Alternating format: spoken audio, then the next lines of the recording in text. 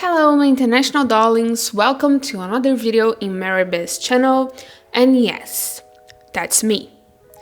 A couple weeks ago, I made a following video of the McCartney series and talked about the movie Nowhere Boy briefly and asked you guys if you would like to see a video about that movie. Since the response was positive, I decided to do so. So buckle up because today we are going to talk about the movie that annoyed Paul McCartney. Nowhere Boy was released over a decade ago, in 2009. The movie was written by Matt Greenhalgh, directed by Sam Taylor Johnson, and had the following actors starring: Aaron Taylor Johnson as John Lennon, Thomas Brodie Sangster as Paul McCartney, Kristen Scott Thomas as Aunt Mimi, Annie Mary Duff as Julia, Sam Bell as George, and many others. The story is described as a chronicle of John Lennon's first years, focused mainly in his adolescence and his relationship with his stern Aunt Mimi, who raised him, and his absentee mother Julia, who re-entered his life at a crucial moment in his young life. If you want more details about the movie, check out its IMDb page in the description. Nowhere Boy was nominated for 4 British Academy Film Awards: Outstanding British Film, Best Supporting Actress, one for Anne Mary Duff and another for Kristen Scott Thomas, and Outstanding Debut by a British Director, Sam Taylor Johnson.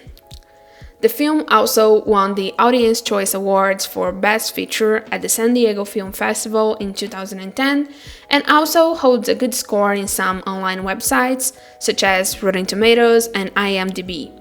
But for Paul McCartney, there was a lot of room for improvement and more accuracy. In 2013, the Beatles say to Mojo in an interview, "Sam came around to my house with a script of Nowhere Boy and was talking to me about it. I'm saying, okay, cool, tell me about it. John, cruel, wicked, and I was, whoa, wait a minute, that's not what I saw. The guy who wrote this wasn't there. So this is based on legend and hearsay." In the film, again, John and his mates jump on the top of the bus and he never did that. Sam say, "Oh yes, but it's a great scene, so I have to go. You know what, Sam? Let's get an agreement. It's a film. This is not a life. It's a film. This is not the reality. It's a film of the reality." Surprisingly, that was not the first time Paul shared his mind about Nowhere Boy's unrealistic takes on John's history. Interviewed by Milling About in 2010, Aaron Johnson recalled Paul saying to him, "I can't remember Lennon ever punched me in the face." In the same year, he also said, jokingly, to Seven magazine, "I haven't actually seen it, but I hear I'm okay in it. But you know what I'm slightly peeved about? My character, my actor, is shorter than John. And I don't like that. I'm the same size as John, please. Put John in Strange or put me in Platforms." Paul was not the only one bothered by the choice of actors though. Many fans complained about the lack of similarity between the actors and the real people they represented. When I first watched Nowhere Boy, I was a 13-year-old girl who just had discovered the Beatles. And honestly, I can kind of understand the choice of giving Aaron Taylor the role of John Lennon, the main character, because despite being completely different when analyzing their looks, Johnson pushes the same buttons in people nowadays that Lennon used to push in the 60s. They arouse people from their generation in the same way. Aaron is like a translation of John to the contemporary mind, with all the archaism of the 60s adapt so we could understand why the whole world became so obsessed with that guy.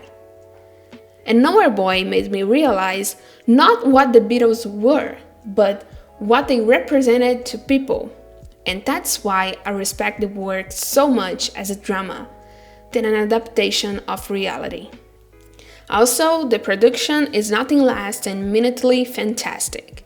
I love how they worked with the colors to place the narrative on a specific space in past time, using them to express vintage but never giving up into the cliche of predominantly neutral colors and lack of saturation.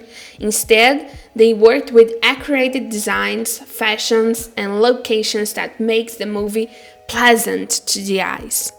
It fastly became my favorite Beatles-related movie in my first years of Beatlemania, and I enjoyed the movie so much that one day we had a free math class and the teacher asked if anyone had any movies so we could watch. I had my pen drive with me and we all watched Nowhere Boy. And yes, my teacher freaked out when the sex scene began. Anyway, what I mean is I used to watch it all the time. In fact, even more than the actual Beatles movies, it came to a point when somebody said John Lennon or Paul McCartney, Aaron Taylor Johnson or Thomas Brody Sangster's images would appear in my mind, not the real John and Paul. And that's when I felt there was something off with it. One day, in a Saturday movie night with my mom, we decided to watch Nowhere Boy together. My parents were huge Beatles fans when they were about my age, and they still enjoy Beatles music until nowadays. Some years ago, I made a video for my other channel with them, talking about their experiences in the 60s and 70s, being hippies, and living contemporaneously to the Beatles and other rock stars. If you want me to repost it or to make a new video with my parents talking about those or other topics, let me know down in the comments. Back to the Saturday night, I remember my mom's frown and her voice asking, "This is just a movie, right?" I told her that yes, but it was based on John's real life, and she seemed to be shocked. "I didn't know he was such a jerk," I recall her saying in the middle of the movie during that scene of Lennon's birthday. That moment, something came into my mind. She lived their time, and yet she couldn't see the Beatles there, because they were not there. I must have watched Nowhere Boy somewhere between 10 and 15 times. Its production and entertainment value still catches me, and I would be lying if I say that I don't enjoy it as an art itself. But I would also be lying if I say that I still respect it as a biographical movie, because I don't. Since I began to study, read, and know more about the Beatles' history, more I see that Nowhere Boy created new characters based on the Beatles' stereotypes, not on the truth. John being the rebel, revolutionary, and angry guy, Paul being the calm, reasonable, and charming boy, George being the quiet, forgettable 3 minutes appearance lad.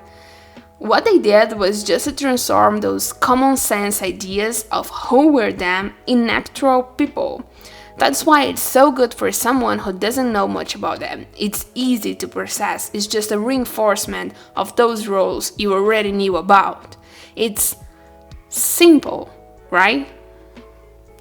On the other hand, my heart speaks with Paul's mind when he expressed his feelings about the movie, and the lyrics of early days keep coming to my mind.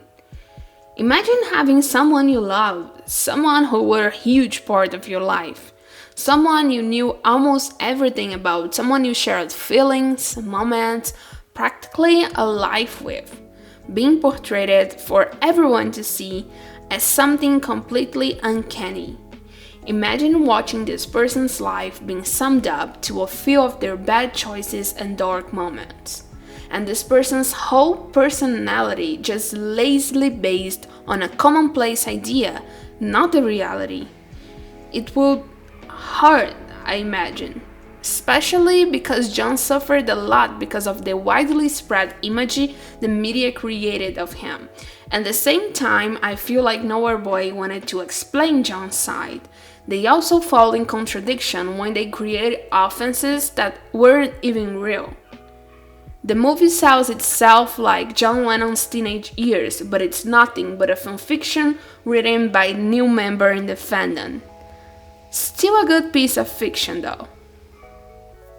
Thank you for watching this video. In this channel, I like to talk about the Beatles, music in general, vintage stuff, and whatever fancies me. I post new videos every Friday, so you already know when to come back for more.